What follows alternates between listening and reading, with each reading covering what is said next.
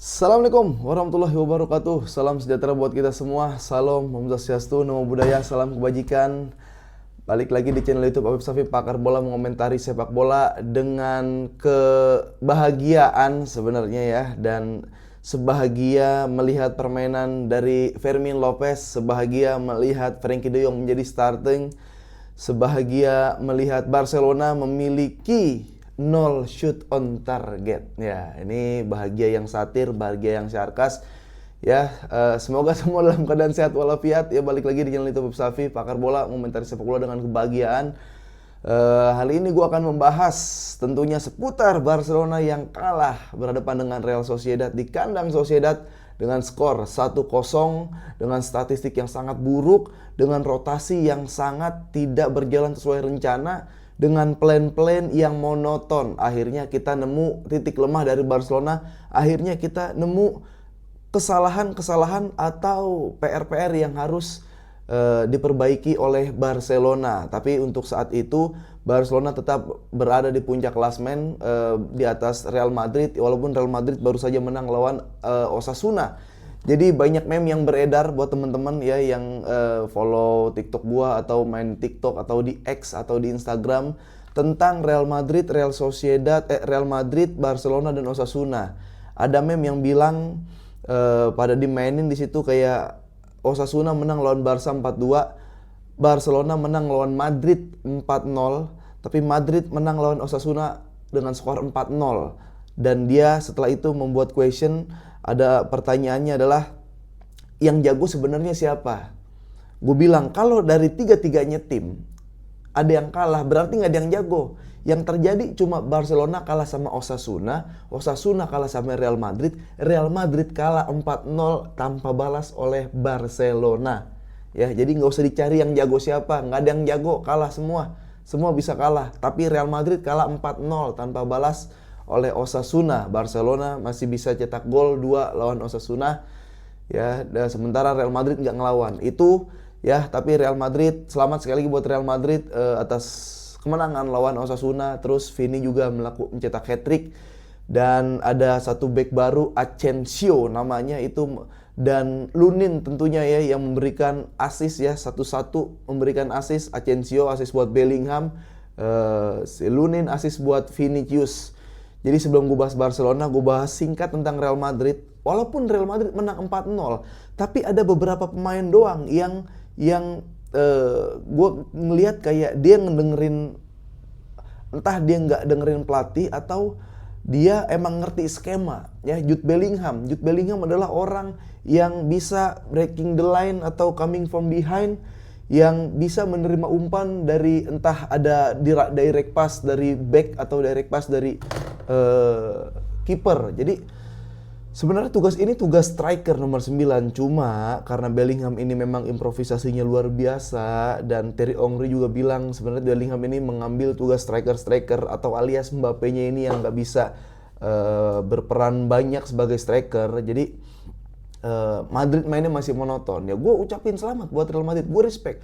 Lu tonton video gue, TikTok gue atau video YouTube sebelum match ini gitu, gue seneng Madrid menang lagi gitu. Dan tapi cara menangnya itu masih kayak bola direct, masih mengandalkan individual, belum tim banget. Lu kalau ketemu kayak tim yang ketemu lawan yang teamwork banget kayak Barcelona gitu, bahkan kayak Milan kemarin, lu tetap abis gitu. Tapi untuk kayak lawan Osasuna yang kemarin masih bisa diduelin terus pemain-pemainnya, lu masih bisa menang. Jadi sebenarnya masih warning buat Carlo Ancelotti walaupun Madrid menang 4-0. Tapi by the way, ya gue ucapin selamat buat Real Madrid karena yang menang selain Real Madrid ini ada Real Sociedad juga. Ya, the real Real ya untuk mengalahkan Barcelona. Dan yang bikin gue makin happy di La Liga, nonton La Liga itu ketika ada tim yang melawan Barcelona, terus dia bisa menang lawan Barcelona dengan skor berapapun, termasuk dengan skor 1-0, tapi dia selebrasinya itu luar biasa bergembira. Sociedad tadi habis menang lawan Barcelona tuh kayak menang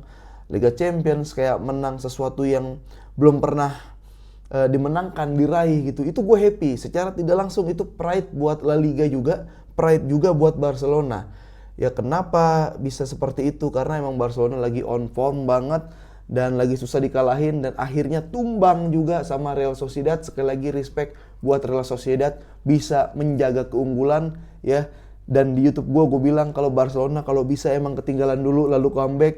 Cuma ketinggalan tapi tidak comeback. Oke? Langsung aja buat teman-teman, sebelum gue review pertandingan Barcelona berhadapan dengan Sociedad, boleh di absen dulu ya. Dari mana nih? Dari seluruh Indonesia, dari Sabang sampai Merauke, yang lagi dari luar Indonesia lagi kerja. Semoga semua dalam keadaan sehat walafiat. Yang lagi sakit diangkat penyakitnya, yang lagi nganggur semoga dapat pekerjaan, yang lagi kuliah atau lagi sekolah semoga diberikan nilai yang bagus dan diterima di universitas atau kantor yang kalian inginkan. Absen dari mana kalian ini? Ayo. Banyak yang bilang gue ini gara-gara lu sih bang, pengennya Barcelona ketinggalan dulu atau menang tipis jadi nggak bisa golin kan. Gue nggak tahu Lamine Yamal nggak main. Ya, gue mana tahu sebelum video gue upload kan belum ada kabar Lamine Yamal ada memar di kaki, ada memar di salah satu organ tubuhnya. Gue mana tahu.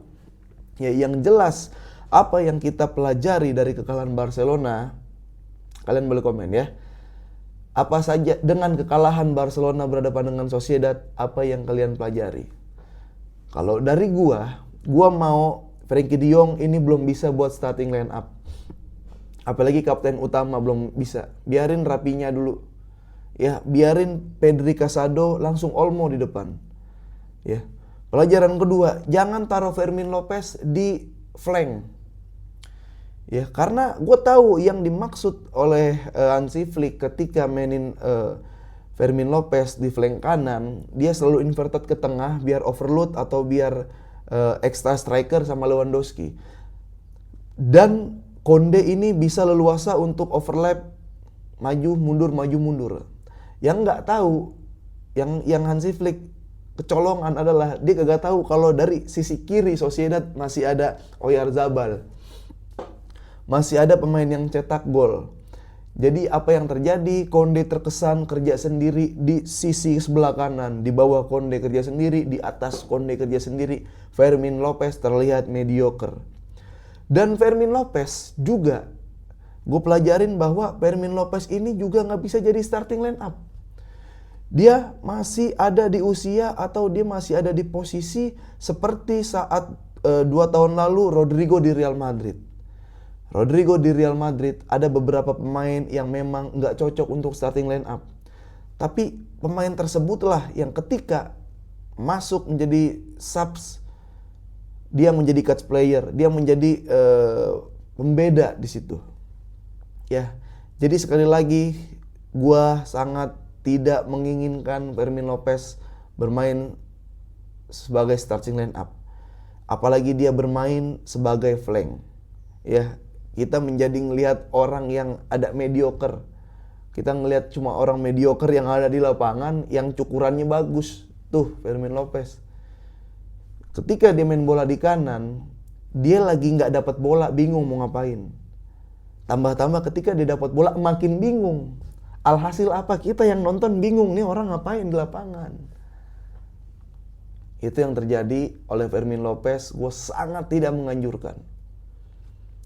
Dan apa yang harus dilakukan Barcelona? Segera secepatnya untuk membeli, kalau beli susah ya, melon atau mencari backup dari Lamine Yamal. Lu tahu kenapa Barcelona mulus dari match-match sebelumnya? Itu semua sistem berjalan. Ya, kiper main, back main, double pivot main, ya, second striker main, striker main, sisi flank juga main. Entah Rapinya dari kiri main, Lamine Yamal dari kanan main.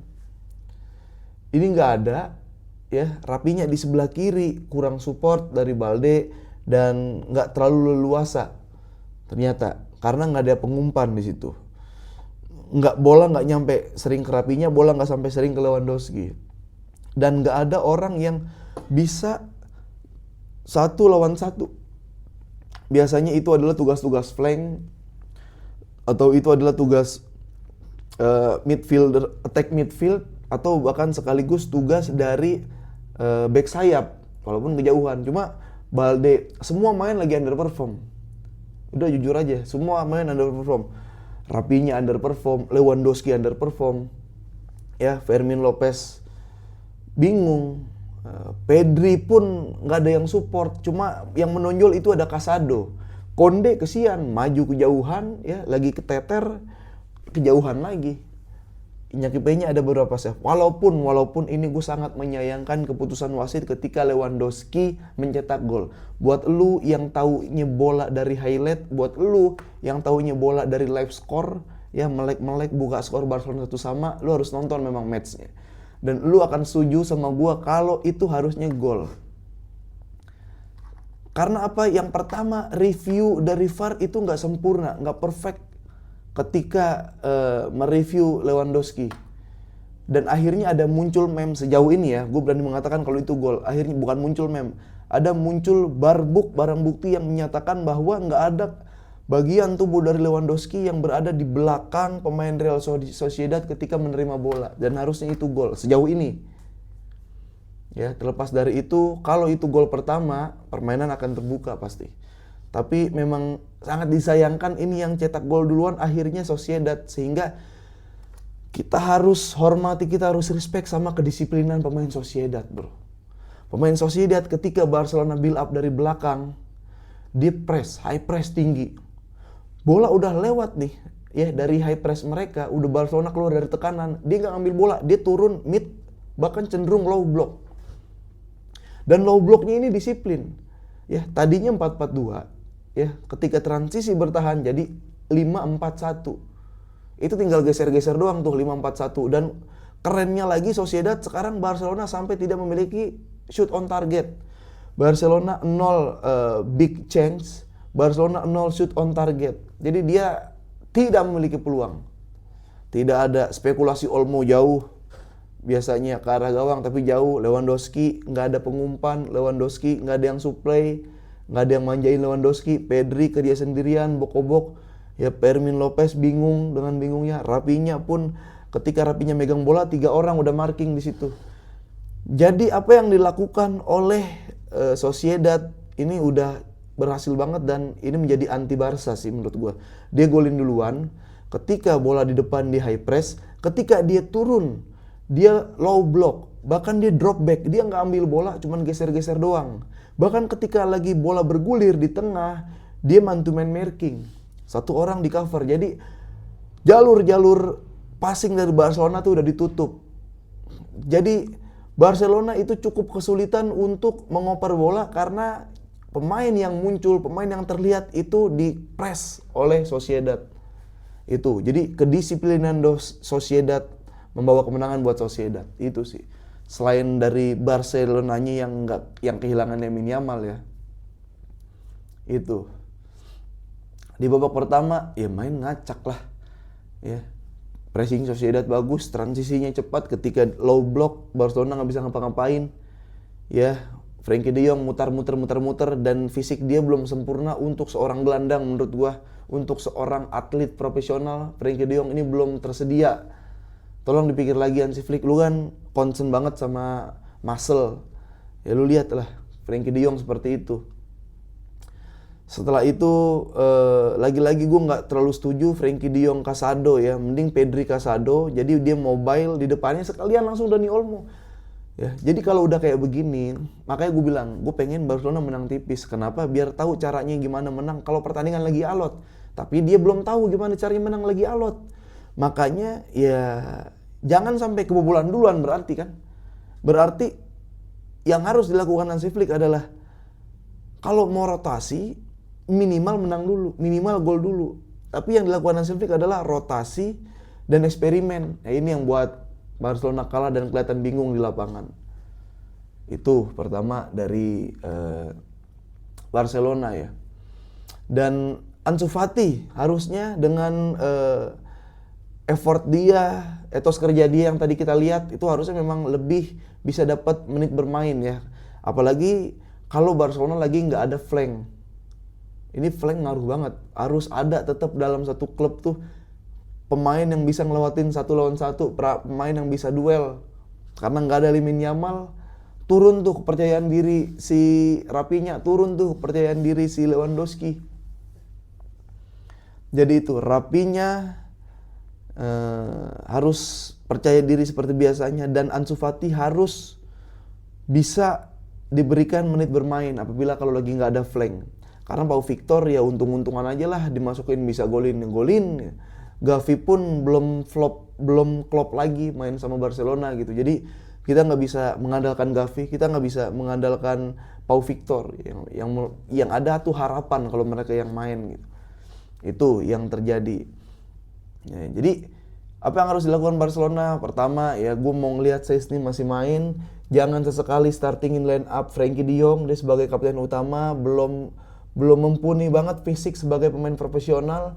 Ya harus mencari backup Lamine Yamal, jangan taruh Fermin Lopez menjadi starting line up, bahkan naruhnya di flank. Ya, setelah itu harus ada pemain yang berani duel 1 lawan 1. Ya, kita nggak ngeliat Lewandowski, kita nggak bisa nyalahin Lewandowski. Kenapa? Karena nggak ada yang supply Lewandowski. 0 shoot on target. Ini kacau, sekacau-kacaunya gitu. Cuma positifnya adalah kalau emang Barcelona nggak bisa ngegempur ketika di low block, ketika di drop back, ya ketika di geser-geser doang, berarti pelajarannya adalah ya jangan sampai kebobolan duluan. Ya, setiap match jangan sampai kebobolan duluan. Kecuali lu pernah comeback, kecuali lu pernah alot nih ya. Kalau yang harapan gue itu kan Barcelona tuh kebobolan dulu baru menang, baru cetak gol terus comeback. Itu belum terjadi. Jadi lu belum punya feeling, lu belum punya mental di situ. Makanya ketika kebobolan duluan memang pada pucat tuh mukanya tuh. Pada pucat. Ya, belakang pucat. Untung Inigo Martinez lagi bagus, Kubarsi lagi bagus. Tengah pun bingung. Jadi ya itu, jangan sampai kebobolan duluan. Jadi kalau menurut kalian guys, apa saja pelajaran yang Chulers dapat dari match tadi ya, dari match pertandingan berhadapan dengan Real Sociedad.